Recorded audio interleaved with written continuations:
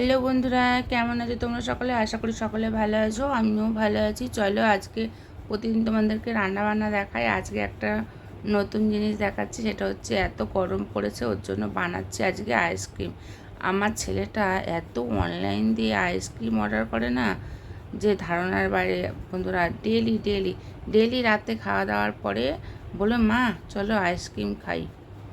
এত বড় ছেলে, মানে যে প্রতিদিনই আইসক্রিমের বায়না করে, এটা ঠিক আমি মেনে নিতে পারছি না। এত এত টাকা যাচ্ছে আইসক্রিমের পিছনে। চলো ওর জন্য আজকে ভাবছি আইসক্রিমটা ঘরে বানিয়ে দেখি। এখানে দেখো আমার চিনি, দেখছো?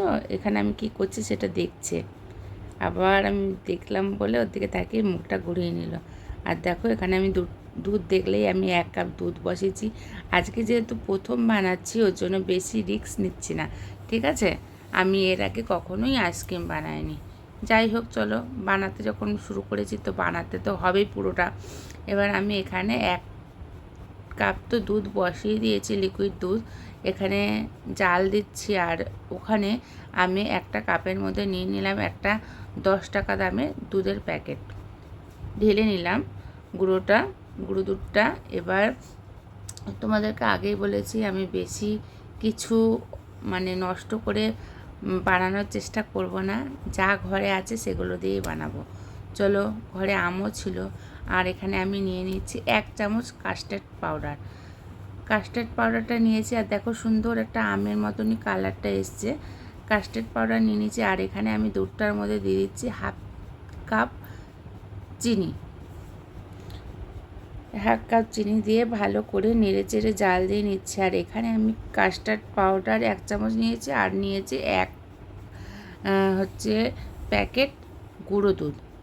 যাই হোক, দুটো একসঙ্গে গুলিয়ে এর মধ্যে দিয়ে দিলাম। এবার তোমাদেরকে ভালো করে নাড়তে হবে, মানে একদম যেন দলা না বাঁধে, এরকম করে নেড়ে যেতে হবে। নাড়তে নাড়তে অনেক হাত ব্যথা হয়ে যাচ্ছিলো আমারও।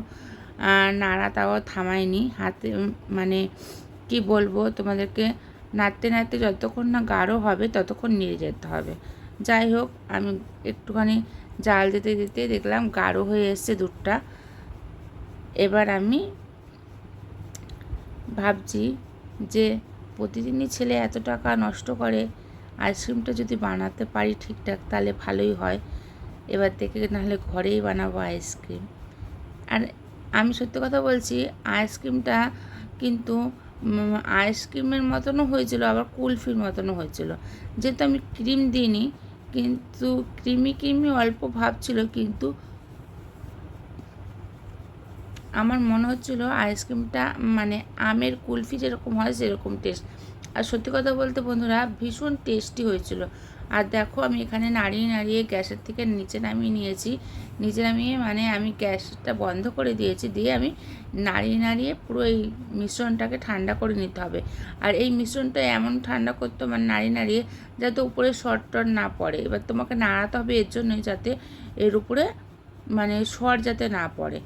এবার আমার এই মিশ্রণটা হয়ে গেছে। এখানে আমি মোট 3খানা আম নিয়ে নিয়েছি, তোমরা দেখতে পাচ্ছ।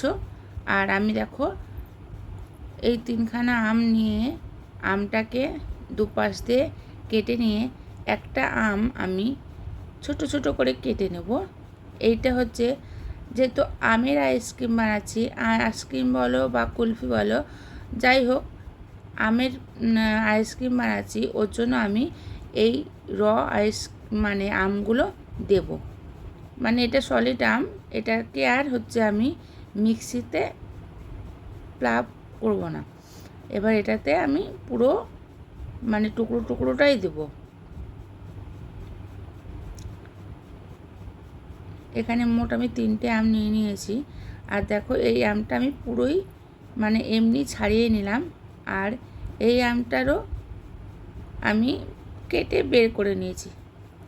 এবার একটা বাটি নিয়ে নিয়েছি, নিয়ে তার মধ্যে আমি এই আমের পাল্পগুলো বের করে নেব। এবার এই আমটাকে আমি মিক্সিতে দিয়ে ঢুকিয়ে নেব। আর এখানে আমি কতগুলো কাজু আর আমন্ড গুঁড়ো করে দিয়ে দিয়েছি আইসক্রিমের মধ্যে, যাতে টেস্টটা বাড়ে। ঠিক আছে, আর আমার কাছে ছিল তার জন্যই দিয়েছি, তোমাদের কাছে না থাকলে তোমরা বাদ দিয়ে দিতে পারো। এই দেখো আমের পাল্পটা আমি দিয়ে দিলাম এর মধ্যে ঢেলে, দিয়ে মিশ্রণটাকে ভালো করে মিশিয়ে নিচ্ছি। মিশ্রণটা ভালো করে মিশানো হয়ে গেছে। এবার আমি একটা আইসক্রিমে, আমি তোমাদেরকে বললাম না এত আইসক্রিম খাওয়া হয়েছে, এরকম বাটি আমার ঘরে অনেক অনেক, আর কত যে ফেলে দিয়েছি তার ধারণা নেই। ঠিক আছে, শুধু এই বাটি কেন, আমি মানে এমনি আইসক্রিমও খেয়েছে কর্নাটকগুলো। এবার আমি আইসক্রিমের বাটিটার মধ্যে আগে আমটা টুকরোগুলো দিলাম, দিয়ে ঢেলে নিয়েছিলাম। আর দেখো সারা রাত্রি রেখে দিয়েছিলাম, পরের দিন এটা দুপুরবেলায় আমার ছেলে তো মানে কাটার জন্য ব্যস্ত হয়ে গেছে, মা কখন আইসক্রিম খাবো। অলরেডি ও রাত্রেবেলা একবার বের করেছিল, দেখছে জমেনি, আবার রেখে দিয়েছে। মানে কি বলবো, মানে আইসক্রিম খাওয়ার এত মানে পাগল। আর দেখো আইসক্রিমটা কত সুন্দর হয়েছে দেখতে, দেখতে যেরকম সুন্দর হয়েছে খেতেও খুব টেস্টি হয়েছিল। আমার তো খুব ভালো লেগেছিলো। আর আমি যেই জিনিসটা বানাই সেই জিনিসটা সবাইকে একটু টেস্ট করে দেখাই। আমার হাজব্যান্ড কোথাও কোনো দিনও আইসক্রিম খায় না। বিয়ে বাড়ি বলো, অনুষ্ঠান বাড়িতে বলো, আইসক্রিম যদি হয় তাহলে আমি ওকে বলি তুমি আইসক্রিমটা নেবে কিন্তু আমার জন্য। ওই আইসক্রিমটা আমি খেতে খেতে রাস্তা দিয়ে চলে আসি অনুষ্ঠান বাড়ি থেকে। কিন্তু যখন আমি বললাম যে বাড়িতে বানিয়েছি আইসক্রিম, ও বলল খেয়ে দেখতে হবে একটুখানি। এবার দেখো সুন্দর করে কেটেছি, মানে আমার ছেলে কাটছে, আমি কাটিনি। যাই হোক, আমার ভিডিওটা যদি তোমাদের ভালো লেগে থাকে অতি অবশ্যই কিন্তু একবার বানিয়ে দেখবে। এত টেস্টি হয়েছিল, আমি তো আবার ভাবছি আবার বানাবো, আর সবাইকে টেস্ট করাবো, বাড়ির লোককে টেস্ট করিয়েছি। আমার ছেলেরও ভালো লেগেছে।